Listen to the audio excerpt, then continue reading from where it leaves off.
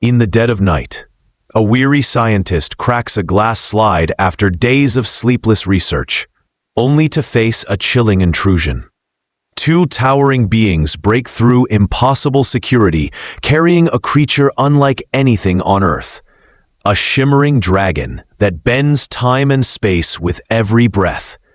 But as alarms echo and shadows close in, one truth becomes clear. This visitor is not from our universe, and its arrival could change the fate of all humanity. If you are new to the channel, then please subscribe to the channel and like the video, and tell us where are you watching from.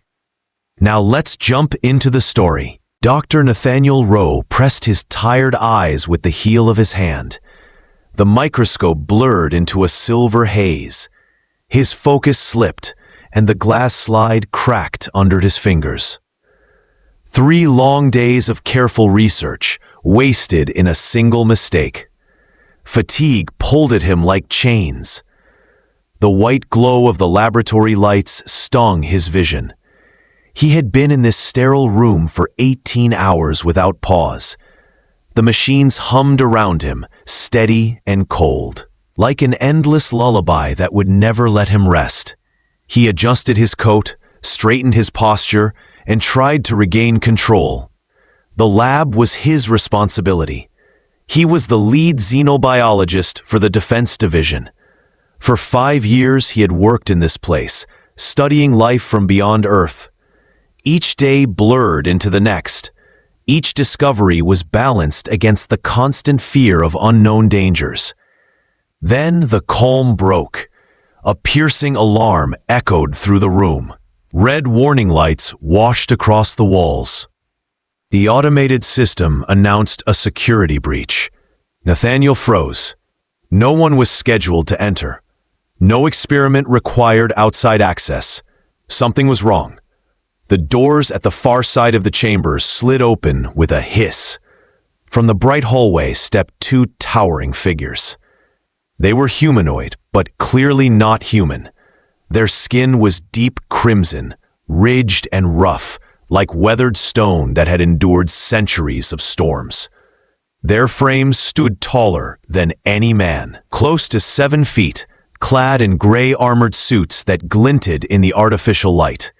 Their eyes were pools of solid black, no pupils, no whites. Only a darkness that seemed to consume every reflection. Nathaniel's hand moved slowly toward the hidden emergency button under his desk. His pulse quickened. He had seen alien species before. Earth had entered fragile agreements with a few neighboring civilizations. But these visitors were strangers. Their presence was unsanctioned. Their manner was silent and heavy with intent. Before his fingers touched the button, one of the beings spoke. The voice rasped like wind scraping over metal. It carried a strange resonance, and though the words were in English, the lips of the creature did not move in rhythm. Dr. Nathaniel Rowe of Earth, we bring an offering. Last survivor, urgent matter. The second alien stepped forward, carrying a platform of shining silver. On it lay a creature no larger than a house cat. Nathaniel's eyes widened. It was shaped like a small dragon. Its scales shimmered burgundy with flecks of light that shifted like crystals. Delicate spines traced its neck and tail. Its wings folded neatly against its back. It lifted its head and looked directly at him, with eyes that held both curiosity and intelligence. For a long moment, the room fell silent. Only the hum of the machines remained. Nathaniel's breath caught in his throat. His scientific mind struggled to process what he was seeing. No records in any database matched this creature. No evolutionary path on Earth or any known world could explain it. "Who are you?" Nathaniel asked. His voice cracked with strain. "How did you pass security? There are layers of scans between here and the surface. No one should be able to enter." The first alien spoke again. "We are Torvek and Malin, emissaries of the Zehran Concord. Your defenses are primitive. We crossed 11 sectors to find you. Your knowledge of alien biology is known beyond your world. Only you can protect this creature." Nathaniel felt a bead of sweat form at his temple. His hands trembled. The claim unsettled him. How could his research be known so far away? How could they know his name? The dragon-like being shifted on the platform. It let out a sound like chiming bells, clear and bright. It stretched its wings slightly, then folded them again. The sound pierced Nathaniel's unease, drawing him forward with wonder. He stepped closer, caught between fear and fascination. "Why me?" he whispered. "Why not the council? Why not the exchange network?" "No time," Malin replied firmly. "Dimensional rift expanding. Only your knowledge of genetic adaptation can hold it. Without stabilization, this being will collapse space around it." Nathaniel shook his head. "That is impossible. Interdimensional instability is theory, nothing more. The energy cost alone would be infinite." The dragon sneezed softly. From its nostrils burst a jet of blue flame. But the flame did not move like ordinary fire. It froze in midair, suspended, glowing. 3 seconds later, the flame reversed course and slipped back into the creature's body. The being shook its head and chirped, as if the event was a small inconvenience. Nathaniel's eyes widened. "That was temporal inversion," he whispered. "Reversal of entropy. A violation of the second law." Torvek's voice cut through the tension. "First sign of instability. It will worsen. Containment must begin." Nathaniel's training warred with his instincts. Every part of him wanted to call for help, to alert his team, to inform the authorities. Yet the scientist inside him, the seeker of knowledge, could not turn away from what stood before him. The creature blinked and tilted its head toward him. In that instant, Nathaniel felt something brush his thoughts. It was gentle, like the touch of water at the edge of a stream. A sensation followed, metallic sweetness, colors beyond words, and the deep ache of displacement, of being torn from home. His breath caught. His mind spun. This was no ordinary specimen. This was a living bridge between worlds. The aliens stood motionless, waiting for his answer. The dragon's gaze did not waver. Nathaniel realized in that moment that his decision would shape more than his career. It might shape the future of Earth itself. Dr. Nathaniel Rowe stared at the dragon-like creature on the lab table. Its scales shimmered with hues that shifted like liquid gems under the cold lights. The air around it felt heavier, as if gravity bent slightly in its presence. He activated the scanning array, and the machines hummed to life. Beams of light swept over the small being, collecting data in streams across glowing monitors. "Initiating analysis," the system voice reported. "Warning: specimen displays properties outside known classification." Nathaniel leaned closer, reading the numbers flashing past. His eyes widened. The creature's DNA was not a double helix. It spiraled in 5 interwoven strands, forming a structure he had never imagined possible. Its cells burned energy in strange ways, pulling from frequencies beyond the visible spectrum. More disturbing, the atomic patterns in its body vibrated slightly out of sync with the rest of the lab, as if it did not fully belong to this reality. He rubbed his temples. "This cannot be right. Check for calibration errors. Scanners fully functional. Probability of error less than 1%, the system replied. The dragon lifted its head, eyes glowing faintly, and chirped once more. The sound was delicate, like glass bells ringing in a silent cathedral. Nathaniel felt another brush against his mind. It was not words, not thoughts, but impressions.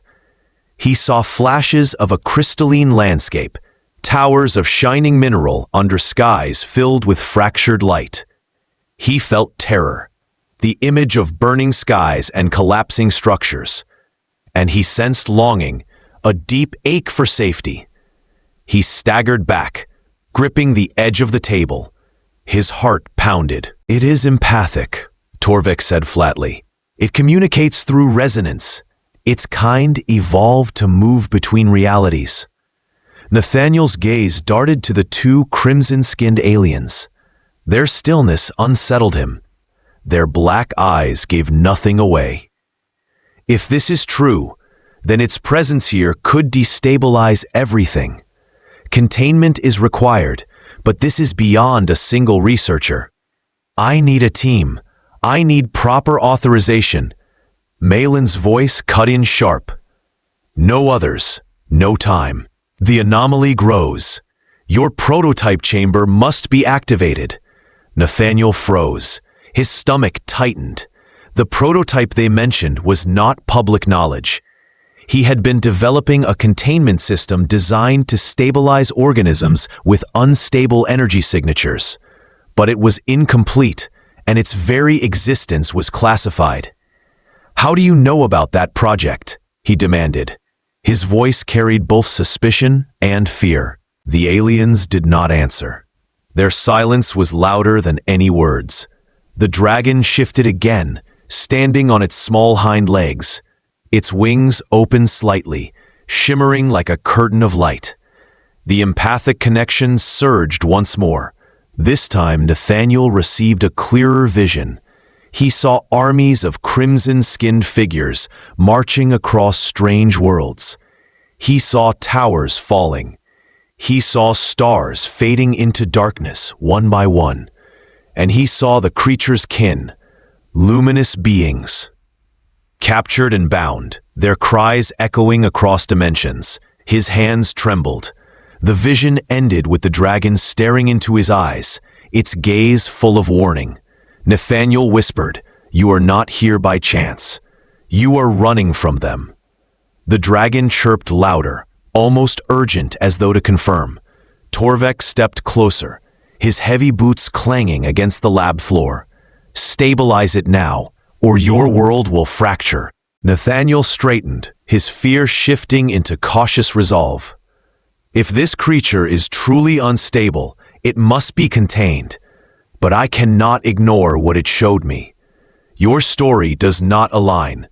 You claim to be emissaries, yet you bypass defenses no one else could. You know details of my work that only the highest council knows. Tell me why." Malin's jaw tightened, but still no answer came. Their black eyes remained locked on him. The machines beeped rapidly as the scan completed. Nathaniel looked down at the monitors. What he saw defied everything. The creature's molecular bonds did not just move within 3 dimensions. They resonated across 5, touching layers of reality humans could only theorize. It was both here and not here, present yet partially existing elsewhere. "This should not be possible," he muttered. "And yet it lives, it survives, it adapts." Again the empathic pulse touched his mind. This time it was not images, but feelings. Trust, desperation, and a plea. The dragon wanted protection. It wanted freedom from the ones who claimed to be its guardians. Nathaniel's scientific mind whirled. If what he had seen was true, then Earth was standing at the edge of an interdimensional conflict. This creature was no ordinary specimen. It was a living key to other realms, and if these visitors were raiders, they would stop at nothing to take it back. He swallowed hard and turned to his desk. He activated a hidden panel and began securing the data to his private server. The logs, the scans, the empathic readings, everything had to be preserved beyond their reach. "What are you doing?" Malin asked sharply. "Backing up files," Nathaniel said calmly, masking his urgency. "If this creature is unstable, all data must be duplicated for safety." The aliens exchanged a glance, unreadable but tense. The dragon leapt lightly from the platform onto the stainless steel table. Its small claws clicked on the surface. It turned its gaze toward Nathaniel again. He felt the mental brush, this time stronger. He felt a warning, urgency, danger. His mind filled with the image of doors breaking, of shadows entering, of betrayal.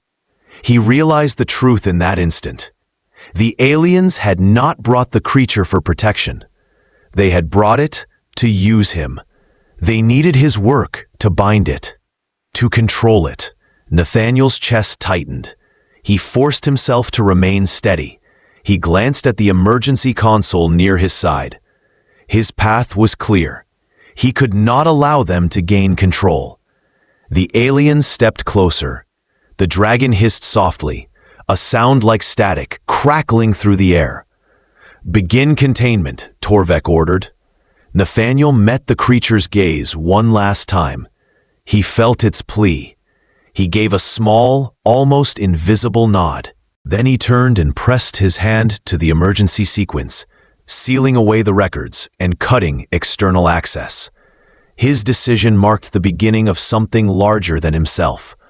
Secrets stretched beyond the stars, and now they were his burden to guard. Dr. Leona Vale stood alone in her office as the dim glow of the monitor flickered across her face. A message had arrived, encrypted, carrying Nathaniel Rowe's voice. His words were heavy with strain. He spoke of a creature not of this universe, of crimson-skinned aliens who were not guardians, but raiders, and of a dragon-like being that held powers beyond imagination. He warned her not to trust officials, not to answer calls from government channels. He spoke with urgency, his tone steadier than his eyes. Leona replayed the message twice. Disbelief warred with the evidence on screen. Nathaniel had never been reckless.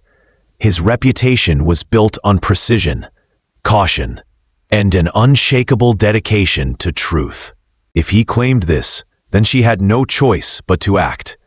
She gathered her equipment in silence. A field kit, portable scanners, and a secure datapad were packed in minutes. Her transport code guided her toward the Mojave Desert, where Nathaniel claimed he had hidden with the mysterious creature. She left behind her doubts, carrying only resolve. The hypersonic transport sliced through the night sky, covering the distance in hours. When the craft descended, the barren desert stretched endlessly, lit only by stars and the faint glow of the moon. Sand shifted in waves across the dunes, and in the middle of that emptiness stood a half-buried facility. It was old, abandoned, and officially decommissioned years ago. As Leona approached, the air itself felt strange. The space around the building shimmered faintly, bending like heat rising from pavement. Though the night air was cool, she paused at the entrance, pressed her hand to the biometric scanner, and waited. The steel doors released with a low metallic groan, and the voice of Nathaniel reached her through static. "Hurry, they have found us." Inside, the facility had been transformed. Once a dull research station, it now glowed with humming equipment and energy lines that pulsed with light.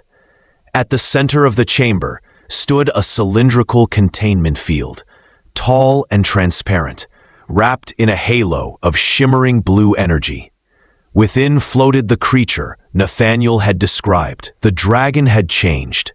Its wings had grown larger, stretching outward with delicate crystal edges. Its scales rippled with colors that shifted faster than the eye could follow, hues both familiar and strange. At times, parts of its body seemed to flicker, as though parts of it were elsewhere, outside this reality. Nathaniel rushed to meet her. His lab coat was torn, his arm burned, his eyes heavy with exhaustion. Yet his voice carried strength. "Thank you for coming," he said. "We don't have much time." Leona's gaze stayed fixed on the extraordinary being in the containment field. "This is it," she whispered. "The creature from your message. It's real." "Real, and more than we imagined," Nathaniel replied. "It is not a child. Its species does not age as we understand. It exists in both newness and ancientness at once. It chose to appear this way to survive, and it carries knowledge beyond our understanding." Leona approached the monitors. Data scrolled rapidly, showing genetic structures, energy readings, and impossible phase shifts. She felt her skepticism waver with every line. "This cannot exist," she said softly. "I thought the same," Nathaniel admitted, "until it touched my mind. It shares visions. Its people lived in a crystalline realm. The aliens, the ones who called themselves emissaries, captured them and used them to open doorways. They are not protectors. They are raiders, plundering realities until they are hollow." The creature chirped, its voice ringing like bells, and both scientists felt the echo in their minds. An impression of urgency pressed upon them, the sense of something approaching. "They are coming," Nathaniel said grimly. Warning lights on the monitors began flashing. "Their technology can track her kind no matter how well we hide. They are closing in now." Leona moved quickly to the controls. "Then what do we do? This containment system can't hold forever." "We can strengthen it," Nathaniel said, "but containment is not the answer. We must prepare to confront them. She is not meant to be hidden forever. She is meant to stand as a guardian." The dragon spread its wings within the field, and golden light radiated outward.